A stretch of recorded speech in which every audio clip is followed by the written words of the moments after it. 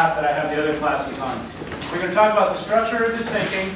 We're going to talk about how it's been applied or not, or implemented.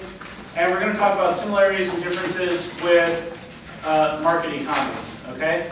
Now, before we talk about Marx, the very first thing you have to do is you have to acknowledge the elephant in the room with this guy. So, Marx is an economist. He goes out, he tries to write about the world as he sees it. As I said last time, he falls into a trap that I think a lot of smart people fall into, in thinking they know more about the world than they do.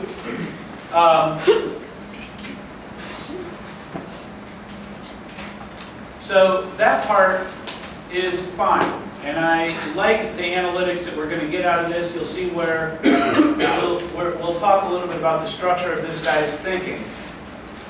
The second part, however, where he takes that understanding he thinks he has and projects forward and mixes that to a certain extent with some activism, you end up opening the door for some problems. And the problems we're going to bump into with this character are principally Lenin and Stalin in Russia and Mao in China. Okay? Now, Marxist communism has been tried in a number of different places, but these are the ones that, they're not the only ones certainly, but they're the ones that have the highest body counts. Okay? Now you all know that Hitler is the baddest bad guy, the personification of evil. You hang a Nazi flag and you're going to get hounded out of town for it, because nobody's worse than Hitler, right? Hitler's body count in terms of genocide was something like 6 million people, which is certainly nothing to shake a stick at. 6 million is a big number. It might be even, well, we'll leave it at that. When we start talking, however, about the applications of Marx's work in terms of Lenin and Stalin, we easily pass 10 million, all right? When the revolution happened in Russia, one of the many things that happened was a collectivization of farming and a consequently low yields. I want to say a failure of agriculture, but that might be a little bit strong. The second part of that is those low yields were then also systematically applied to starve out some regions. And that was from the very beginning. By the time you make it all the way through Stalin, like I said, the numbers easily surpass 10 million. I have heard, I think this is overstated, but I've heard numbers as high as 100 million. Okay? So let that sink in. And that's before we leave Russia. By the time we get to China, you see a similar thing happen, complete with the collectivization of the farms, the Cultural Revolution, right?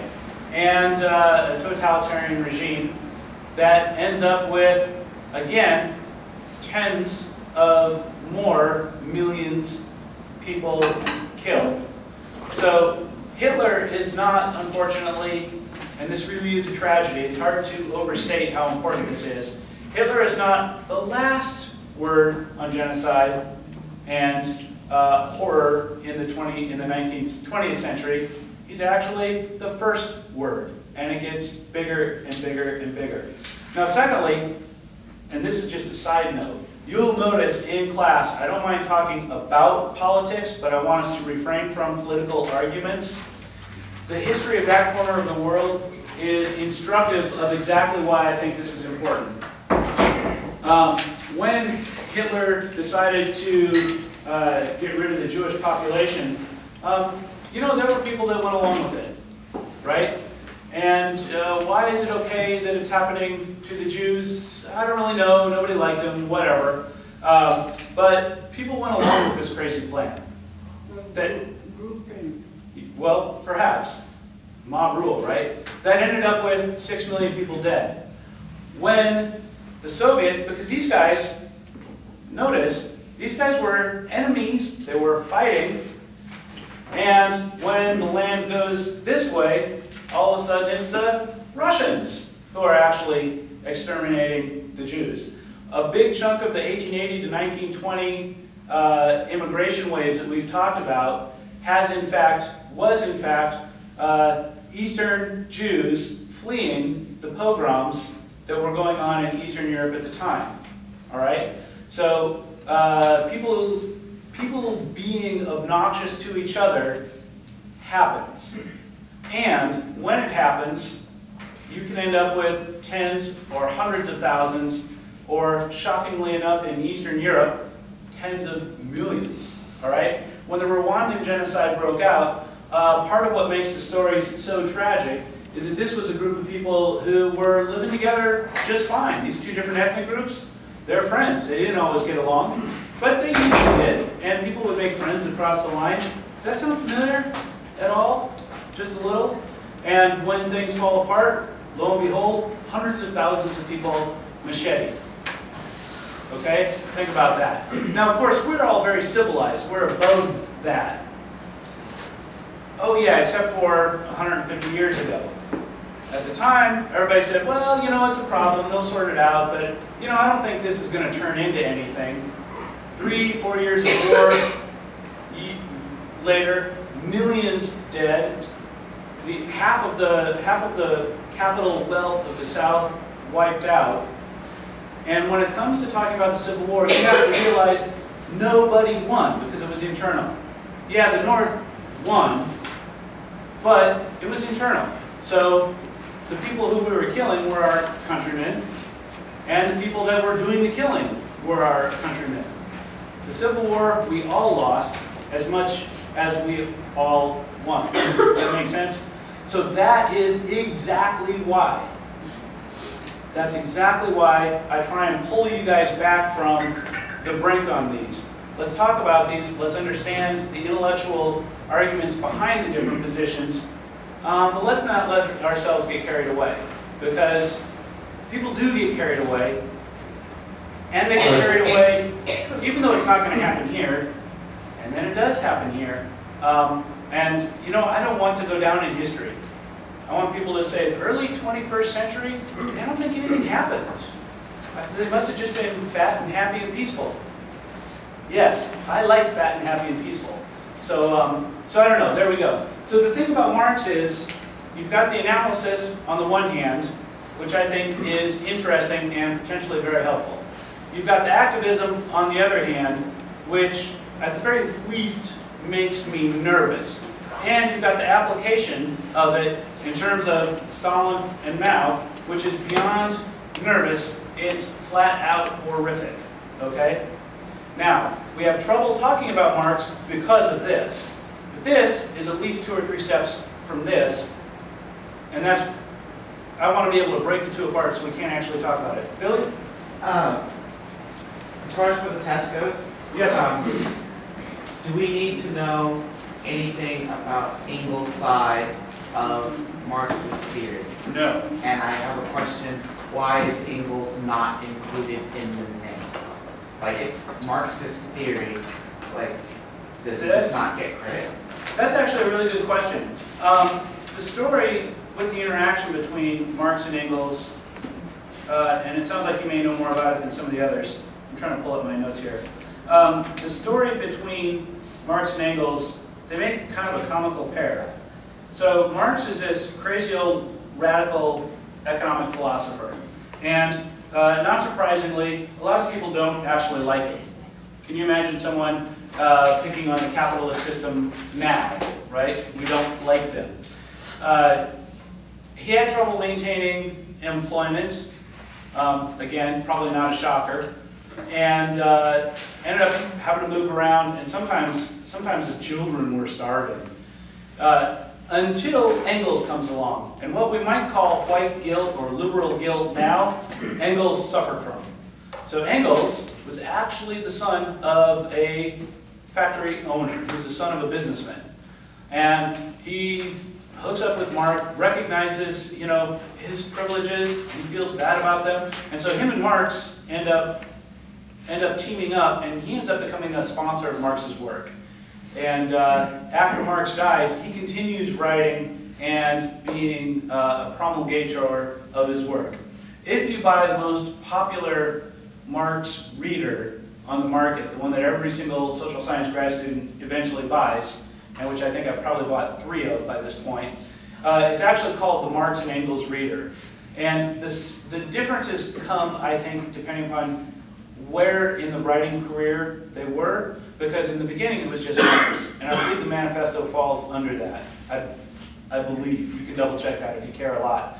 By the time we get to the old regime, by the time we get to patriarchy, you know, I forget the title, but it's the one on the family where he says that the family is the first example of, you know, the exploitation of women is the first example of capitalist exploitation. You know, by then we're talking about Marx and Engels.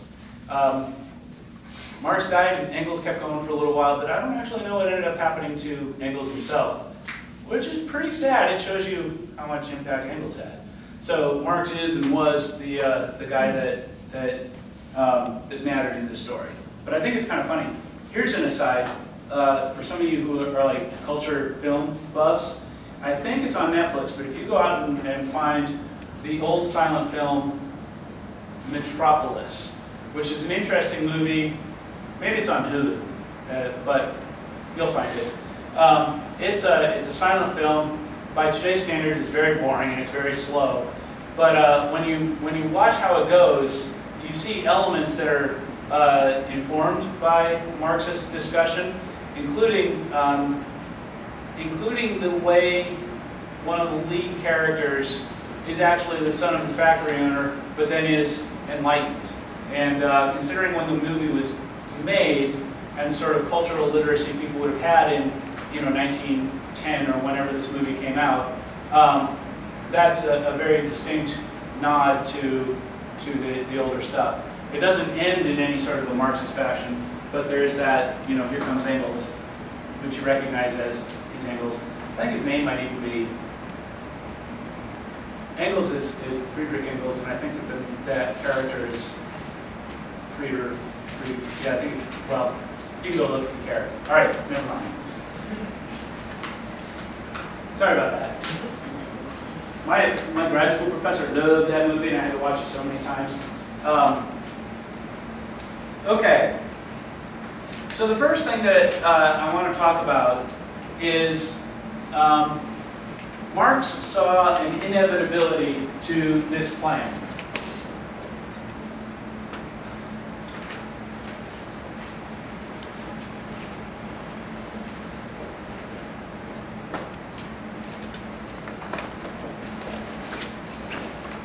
So history is driven by economics. Change is inevitable. And, dang it, there's one more.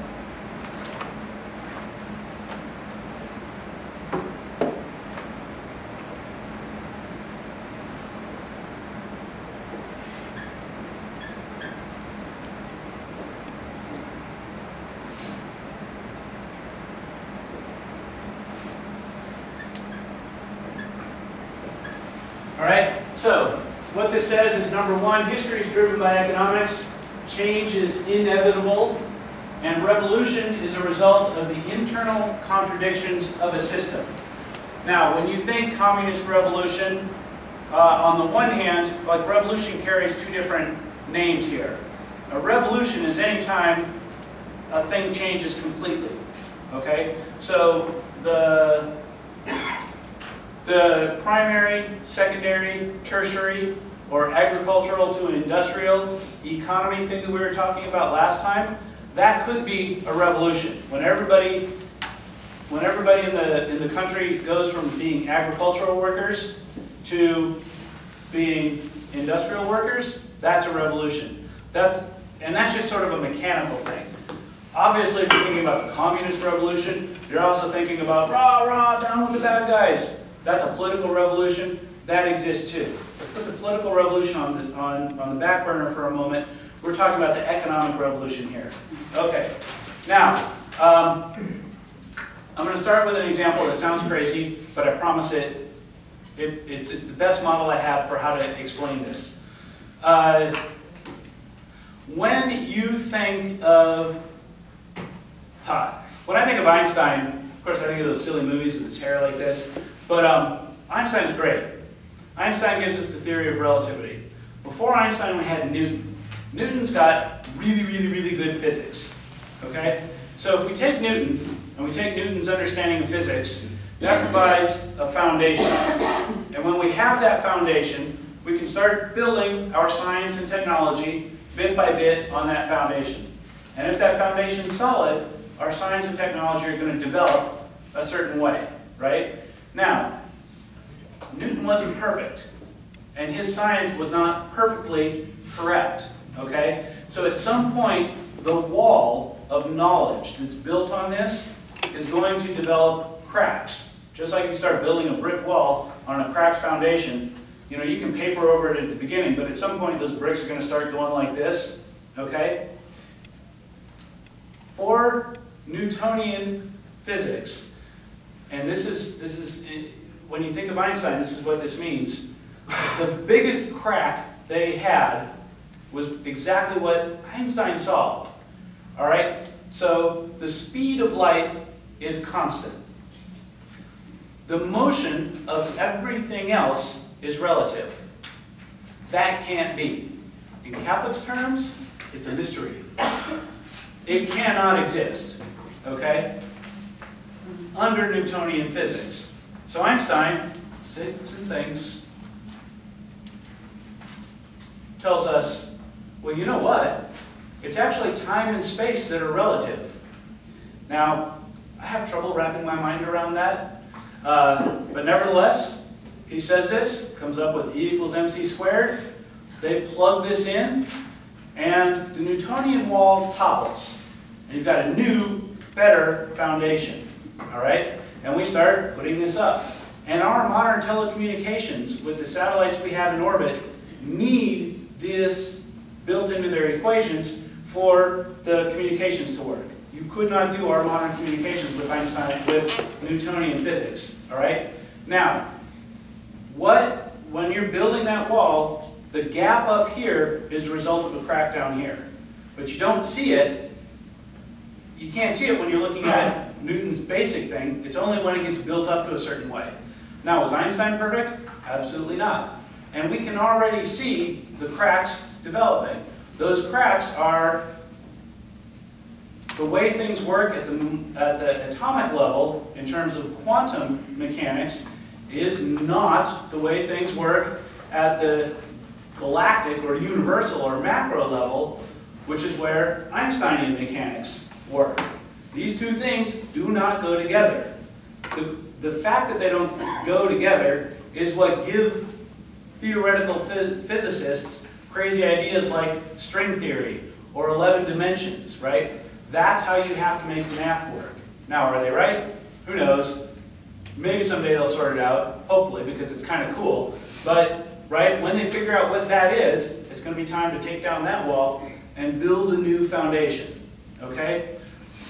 What I just explained in terms of revolutions in science, which incidentally comes from Thomas Kuhn, The Structure of Scientific Revolutions, what I just explained there is a great model for how Marx thinks economies are going to work, okay? So we have a capitalist system now, an industrial capitalist system. If you go back to feudal Europe, they did not have an industrial capitalist system. They had a stable system that was strong and lasted for a long time that was based on a landed gentry, the aristocracy, and the serfs at the bottom. The serfs at the bottom, they pay their tribute, they do their work. This whole thing, the economics of this, is driven by the political and military control of the land. So the protection that the gentry, the aristocracy, provided to the peasants was simply the protection against incoming marauders or other kings trying to grow their land. This is what they're locked into, and they're playing this game, and it goes, and it goes, and it goes, and it goes. Meanwhile, the crack, the bit they ignored, was merchants and manufacturers. Now, if we're talking medieval Europe, the manufacturer is the guy in his house making shoes, and his whole family helping him. And that's you know, that's your cobbler. But those that are good are making a little bit of money, they're making a living, they're setting some aside.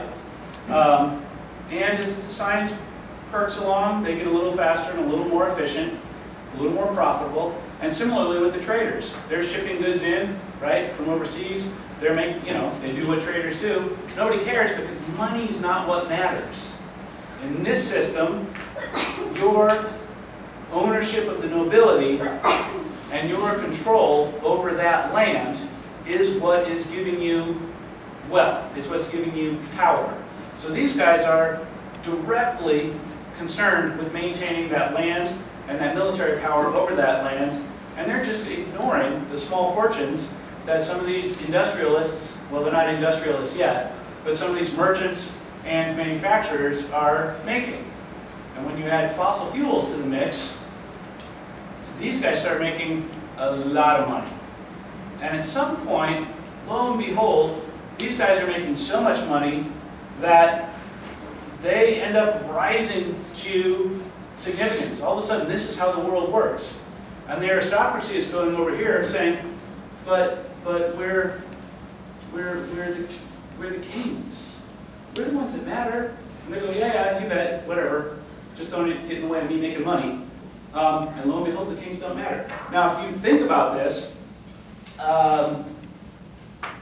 in a lot of ways, this is what half of BBC TV is about. Downton Abbey. We have the title. We have the castle. We don't actually have any industry or manufactories, but that's, you know, we're or what's the Scottish one? Monarch of the Glen, is that it? Something like that. That's, you know, up here you're worried about a title because that's what kept you in that noble position over that land. You know, over here, we're making money and that's what matters. And that's a big chunk of, like the new money, old money thing is maybe less obnoxious now. Who am I kidding? I don't have either, so I'm just guessing here. But if you think back to that late 1800s when the Victorian era was giving way to our very modern era, you can really see new money's, well, new money's what makes the world go round, but these guys still have a hard time recognizing it until eventually they don't matter at all. Nowadays, the Queen of England, what does she actually do? Well, actually the answer is that the Crown is the largest landholder in London. So the Queen of England is in on the game, collecting rents. But the political thing has kind of completely changed. So if you can see what the gap was, Marx is thinking, you can see what the revolution would be. Now this is why I say he's a smart guy that thought if he could figure out what the vectors of change were, he could then predict what the crash or what would bring down capitalism. And that's also why it's inevitable. Because as it develops, at some point, it's not going to work anymore. If you can see what the problem in the foundation is, you might be able to guess at what that's going to be. So then the second question has to be, what are those internal contradictions?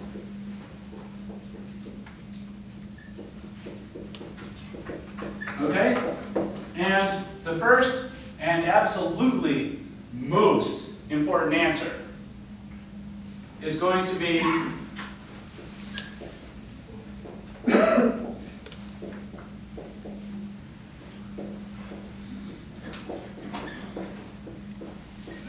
all right? What this says is wealth comes from labor. So I'm going to put a star up here and just label it assumptions. This might be the only one, we'll see.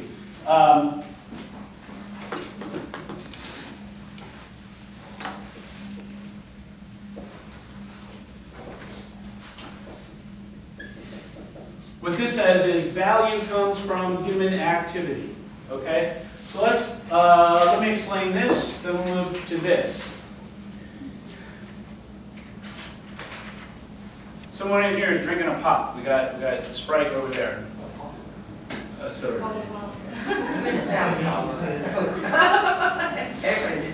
Somebody here is drinking a Coke. I can't even fake it. I've been here for almost a year. So that soda pop there probably has corn syrup in it, right? Now, you don't get soda pop here from corn syrup here unless you have a factory in the middle that has people actually working in the factory, working on those materials to turn it into soda pop, right? Take it backwards. You don't get corn syrup without corn, right? Like, you don't get corn syrup from corn without that factory in the middle that has people actually working on it and doing something to change it. What matters is the humans working on this, right? One more step backwards. You don't get corn from dirt without a farmer. And a farmer spending time and money working on that plant, on that dirt, to make corn. Make sense? Now, if we think about going from corn to corn syrup, I can imagine there's not a lot in a corn syrup factory where a person's doing much labor. Like, it's not like we have people in there with a sledgehammers beating it into a pulp to squeeze the sugar out, right? But what you do have is a factory that's highly automated. That factory was made by people out of steel that was mined and then processed. It's run by computers, which were made by people and programmed by people, and it's working off of chemical equations and reactions that were programmed by people. So every element of this step where any value is added because of the human energies put into it. Does that make sense? If you understand this, you understand a key component of Marx's thinking, all right? So that's why I put it here under assumptions. It's even deeper than this stuff. It's way back here. It's more almost religious in its depth. Okay, now wealth comes from labor. I had this friend once who, if you would have asked him, he would not have liked Marx, and I think he said as much, because I knew this kid back in college. In fact, I think he was very anti-Marx, if I recall correctly. But I remember him telling me a story. Like, he's an ex-Marine and all sorts of stuff, so very anti-Marx. But here's the story. He says, I was on this job site, and they made me dig a hole. Now, hole digging was one of the jobs I had, and if you got to dig a 6-foot hole, it's going to take you all dang day. Especially if it's got to be flat on the bottom, the square sides for a transformer box, so it's a pretty hole. It could be a long, miserable day. So, friend starts digging a hole in the summer, sweating, gets down to the bottom of the hole, and it's 6 o'clock in the afternoon, and the boss comes over with a 6-pack of Bud, hands him a beer, and says, "Look, I bought you a beer." You should be thankful, right? I don't think he said you should be thankful, but when the boss hands you a beer, that's always implied, right? Kid says, "I sat there in the bottom of the hole, and I thought, dude, you didn't buy me a beer. I bought you 5 beers, right?" And he's absolutely correct. Why is he correct? According to wealth coming from labor, it goes like this. Here's our bar graph of value. So this hole is worth $100 to a client, right? That's what the client's willing to pay for it.